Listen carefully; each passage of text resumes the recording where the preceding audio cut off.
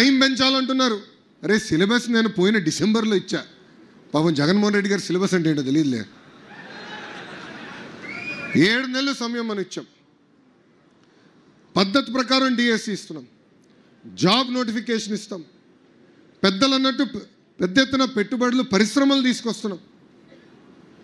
ఈరోజు solar wind కంపెనీలు వస్తే మనకేంటి అనుకోవచ్చు, టెక్నీషియన్లు కావాలి, మెయింటెనెన్స్ చేయాలి, పిల్లలకి స్కిల్ అప్గ్రేడేషన్ చేయించాల్సిన బాధ్యత నా పైన ఉంది. రేపు యజమానం కూడా చెప్తా, ఓనర్లకు చెప్తా, కంపల్సరీ లోకల్స్కే మీరు ఉద్యోగం 100% ఇవ్వాలని. కంపెనీలు ఎందుకు తెస్తామండి? మన పిల్లలకు ఉద్యోగాలు కల్పించడానికి, పెట్టుబడులు తీసుకొచ్చాం, ప్రయత్నిస్తున్నాం.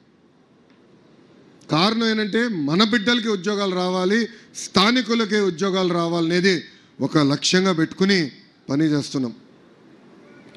యావత్ భారతదేశంలోనే ఏ ప్రాంతీయ పార్టీ లేని బలం ఒక తెలుగుదేశం పార్టీకే ఉంటుంది. అదే తెలుగుదేశం పార్టీ కార్యకర్తలు. విశ్వవిఖ్యాత నట సార్వభౌమ స్వర్గీయ శ్రీ నందమూరి తారక రామారావు గారు ఏ ముహూర్తంలో పార్టీ స్థాపించారో తెలియదు, కానీ ఆ పునాది మామూలుది కాదు, పునాది మామూలుది కాదు.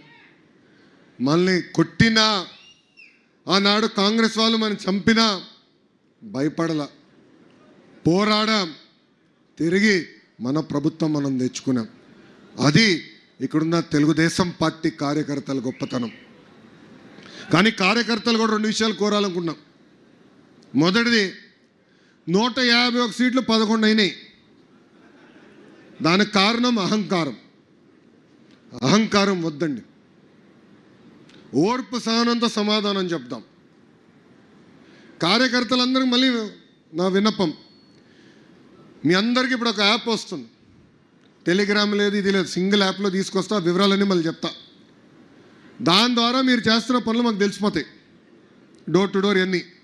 వేదికమైన మా చుట్టూ తిరుగుతాం కాదు, ప్రజల చుట్టూ తిరగండి, మిమ్మల్ని ఎత్తుక్కుంటూ వచ్చే బాధ్యత తెలుగుదేశం పార్టీ తీసుకుంటుంది.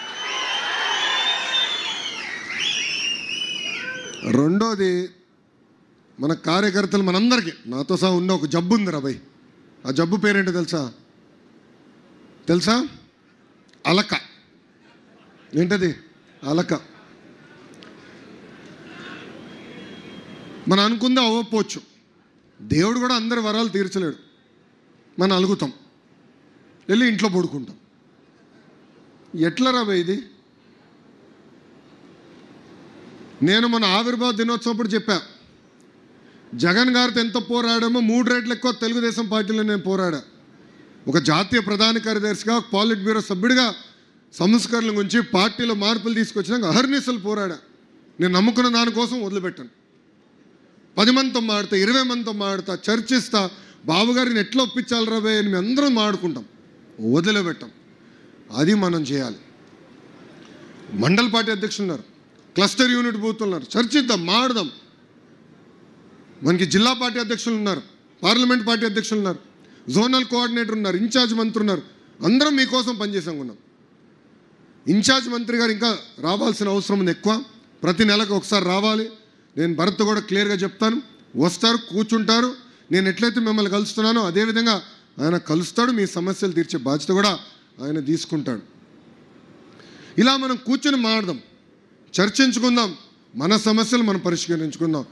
అంతేగాని అలక ఉండదు. ఎవరిని అలిగారంటే నేను కర్ర పట్టుకుని ఇంటికి వస్తారా బాయ్? నేను చెప్తున్నా, ఇంక అలిగేదానికి లేదు. ఎందుకంటే 5 సంవత్సరాలు నరకం అనుభవించాం, అది మర్చిపోదండి. అడుగడుగున అవమానించారు, కేసులు పెట్టారు, వెంటాడారు, మన కార్యకర్తలు చంపారు. అది మనం మర్చిపోకూడదు. అట్లా ఉండాలి తప్ప ఏదో అయిపోయింది, ఏదో తప్పు అయిపోయిందని ఇంట్లో పడుకోకూడదని కార్యకర్తలందరికీ నేను తెలియజేస్తున్నాను. ఇంకో పక్కన ఇప్పుడు కమిటీలన్నీ కుటుంబ సాధికార సారథులు, మన బూత్ కమిటీలు, యూనిట్ కమిటీలు, క్లస్టర్ కమిటీలు, గ్రామ మండల కమిటీలు అన్నీ వేసుకోవాలి. పార్టీలో కూడా యువరక్తం పారాలి, సీనియర్ని గౌరవించాలి, పనిచేసే వాళ్ళని ప్రోత్సహించాలి. ఆ బాధ్యత మేము తీసుకుంటాం. మనందరం ఈ కమిటీలు పూర్తి చేసుకుని నియోజకవర్గ మహానాడు పెద్దలు చెప్పినట్లు 3 రోజులు పెడతాం. 3 రోజులు ఏదో ఒక రోజు చేయొచ్చు. దాని తర్వాత పార్లమెంట్ మహానాడు ఉంటుంది. మళ్ళీ ఇంకా 27, 28 కడపలో మహానాడు, 29 కడపలో బహిరంగ సభ కూడా ఉంటుంది. దానికి మీ అందరికీ ఆహ్వాన పత్రాలు కూడా త్వరలో పార్టీ అందజేయబోతుంది. ఇంకా నియోజకవర్గానికి వచ్చగల దాదాపు 62,000 సభ్యత్వాలు చేశారు. బాగా కష్టపడ్డారు. అతి తక్కువ టైంలో చంద్రబాబు నాయుడు గారి ఆదేశాల మేరకు జయరాం గారిని మీరు భుజమైన మోసి గెలిపిస్తాం జరిగింది. మధ్యాహ్నం మేము ఆడుకుంటూ వచ్చాం, సరదాగా బండిలో మాడుకుంటూ ఉన్నాం. అన్న వాస్తవంగా నాకు అందరు పరిచయం అవ్వాలి, చాలామంది కష్టపడిన వాళ్ళు ఉన్నారు. నేను లిస్ట్ తీసుకుంటా, అందరితో కూర్చుంటా, మాడతా, కలయిక చేసి ఈ గ్రూపు ఆ గ్రూపు లేకుండా కేవలం ఒక తెలుగుదేశం పార్టీ గ్రూపు లాగా నేను ఏర్పాటు చేస్తానని జయరాం గారు కూడా చెప్తాం జరిగింది. కలిసికట్టుగా పనిచేద్దాం, కష్టపడదాం, ఓర్పు సహనంతో మన సమస్యలు పరిష్కరిద్దాం. కొన్ని సమస్యలు మన దగ్గర అవ్వకపోతే జిల్లా పార్టీ అధ్యక్షులు ఉన్నారు, జోనల్ కోఆర్డినేటర్ ఉన్నారు, వాళ్ళు కూర్చుంటారు, మన సమస్యలు పరిష్కరించే బాధ్యత వాళ్ళు తీసుకుంటారు. డెవలప్మెంట్ కార్యక్రమాలపైన కూడా ఎక్కువ శ్రద్ధ పెట్టాల్సిన అవసరం ఉంది.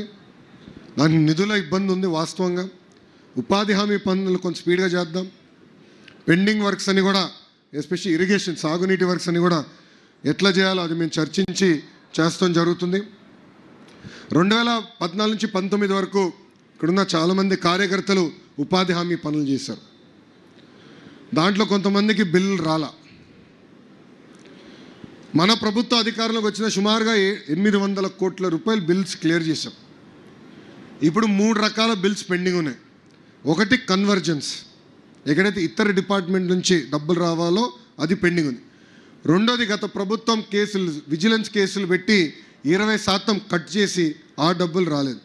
మూడోది పనులు చేసినా ముందలే పనులు అవసరం లేదని ఆన్లైన్లో క్లోజ్ చేశారు, అంటే శాశ్వతంగా రాదని క్లోజ్ చేస్తాం జరిగింది. ఈ మూడింటిని పరిష్కరించడానికి మేము పనిచేస్తున్నాం.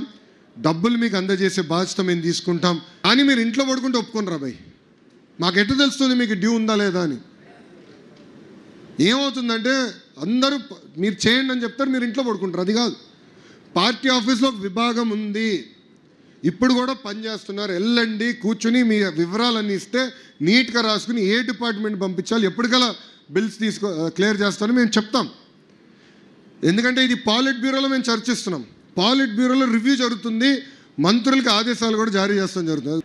తెలుసు ఆయనకి నీరు చెట్టు విషయం ఆయనకి బాగా తెలుసు. బాబు గారు ఏం చెప్పారో నాకు బాగా తెలుసు ఆయనకన్నా. అంటే డైరెక్షన్ ఇస్తున్నారు బాబు గారు, లేదు ఇది ఇప్పటికల్లా చేద్దామని. చాలా సీరియస్గా తీసుకుంటున్నాం. దయచేసి ఇది మీరు మొదటిది చేయాలి. రెండోది కేసులండి. అధికారంలోకి వచ్చాయని కేసులు మర్చిపోతాం కాదు, మన మెడకు చుట్టేసి వదిలేశారు. ఏమైనా పొరపాట్లు జరిగితే గట్టిగా లాగుతారు. అవన్నీ దొంగ కేసులు. నా పైన 23 కేసులు పెట్టారండి. ఎవరన్నా చంపబోయానంట, నేను ఏం చేయాలి చెప్పు. SC/ST అట్రాసిటీ కేసు కూడా పెట్టేశారు నా పైన. చివరికి ట్రాక్టర్ ర్యాష్ డ్రైవింగ్ కేసు కూడా పెట్టారు. మరి ట్రాక్టర్ ర్యాష్ డ్రైవింగ్ చేయొచ్చని నాకు తెలియదు, ఆ కేసు కూడా పెట్టారు. ఈరోజు హోంమంత్రి గారి నాయకత్వంలో ప్రతి వారం మేడం గారు పార్టీ ఆఫీస్కి వస్తున్నారు, అనిత గారు వస్తున్నారు. ఎందుకంటే అనిత గారి పైన కూడా SC/ST కేసు ఉంది. సో మేడం గారు వచ్చి అక్కడ అన్ని కేసులు తీసుకుని ఇప్పటికీ పార్టీకి సుమారుగా 2,800 దొంగ కేసుల వివరాలు వచ్చినాయి. 17,000 మంది కార్యకర్తలు ఆ కేసులో ముడిపడి ఉన్నారు. ఆ కేసులన్నీ ఇప్పుడు క్లియర్ చేస్తున్నాం. దాంట్లో సగం పైన కేసులు ఇప్పటికీ క్లియర్ చేసాం. ఒక్కొక్క కేసు ఒక్కొక్క స్టేజ్లో ఉంటుంది. చంద్రబాబు నాయుడు గారు మాకు స్పష్టంగా చెప్పింది ఏంటంటే, దొంగ కేసులు ఎవరిపైన పెట్టారో అది డిసెంబర్ లోపల ఎట్టి పరిస్థితుల్లో అన్నీ క్లియర్ చేయాలని మాకు ఆదేశాలు జారీ చేశారు. కేసులు ఉన్నాయని చెప్పాల్సిన బాధ్యత మీ పైన ఉంది. అది కూడా పార్టీ ఆఫీస్లో ఒక విభాగం పెట్టాం. కేసు వివరాలు మీరు తెలియజేయండి, కేసులు తీపించే బాధ్యత మేము తీసుకుంటామని ఈ సభాముఖ కార్యకర్తలందరికీ నేను హామీ ఇస్తున్నాను. ఇట్లా ఒక్కొక్క సమస్య మనం పరిష్కరించుకుని ముందరికెళ్దాం, కలిసికట్టుగా పనిచేద్దాం. గ్రామంలో వచ్చే పనులని కూడా, ఉపాధి హామీ పనులు కూడా ఎమ్మెల్యే గారు ఇక్కడ ఉన్నారు, గ్రామ పార్టీ తీర్మానం చేస్తారు, కూర్చుంటారు. కొత్త కమిటీలు వచ్చిన తర్వాత ఎవరు చేయాలి, ఎలా చేయాలి వాళ్ళు మాట్లాడుకుని చేస్తారు. దానికి అన్ని రకాలుగా మేము సహకరిస్తామని కార్యకర్తలందరికీ నేను తెలియజేస్తాం జరుగుతుంది. కలిసికట్టుగా పనిచేద్దాం, కలిసికట్టుగా ముందరికెళ్దాం. అధికారంలోకి వచ్చామని అలసత్వం ఉండకూడదు. అధికారంలో వచ్చామని మన ఇంట్లో పడుకునేది ఉండదు. అన్న చెప్పారే, నేను అదే అనుకుంటున్నా. ప్రతిపక్షంలో పనిచేసాం. ఎందుకు పనిచేసామంటే ఇంకెక్కువ పని చేసినాక పని చేసినట్టున్నాం. బాబు గారు వదిలిపెట్టట్లేదు మమ్మల్ని. నిన్న మమ్మల్ని రాత్రి 11ంటికి వదిలిపెట్టాడు ఆయన. నేను రాత్రి 11 అయింది. ఇది మాకు బాబు గారు వచ్చి పడుకుని 1 గంట అయింది. మమ్మల్ని 11ంటికి మీరు వెళ్ళండి, లేట్ అయింది అన్నారు. వెళ్ళి భోంచేయండి అని చాలా స్మూత్గా చెప్పాడు ఆయన. 11 వరకు పాలిట్ బ్యూరో అయింది. దాని తర్వాత మహానాడు రివ్యూ అయింది. ట్రైనింగ్ ప్రోగ్రామ్కి వెళ్ళారు ఆయన. తెలంగాణలో భద్రాచలంలో మన టీఎన్టీయూసీలో యూనియన్ కలిస్తే వాళ్ళతో మీటింగ్ చేశాడు ఆయన. ఇట్లా పనిచేస్తున్నారు. ఆయన తాపత్రయం కూడా ఒకటే, పొలిటికల్ గవర్నెన్స్ ఉండాలా. గతంలో అధికారంలోకి వచ్చినప్పుడు కార్యకర్తలు దూరం అవుతున్నాం, అట్లా జరగకూడదు. కార్యకర్తల దగ్గర ఉండాలి, మనోభావాలు తెలుసుకోవాలి, సమస్యలు పరిష్కరించుకోవాలనేది ఒక లక్ష్యంగా పెట్టుకుని మేము అందరం పనిచేస్తున్నాం. మేము కూడా మనుషులమే. లోకేష్ మనిషే. 10 నిర్ణయాల్లో 3 తప్పవుతాయండి. 3 తప్పవుతాయి. అరే బాబు నువ్వు తప్పు చేస్తున్నావు, తమ్ముడు నువ్వు తప్పు చేస్తున్నావు, అన్న నువ్వు తప్పు చేస్తున్నావు చెప్పాల్సిన బాధ్యత కార్యకర్తలపైన ఉంది. సరిదిద్దుకునేదానికి తెలుగుదేశం పార్టీ సిద్ధంగా ఉందని మీ అందరికీ సభాముఖంగా తెలియజేస్తున్నాం. అంతేగాని ఆలక్క అనేది ఉండకూడదండి. కష్టపడదాం, తృప్తి కలుగుతుంది. ఎందుకు చెప్తున్నా అంటే మొన్న మురళీ నాయక్ అంత్యక్రియలకు వెళ్ళా.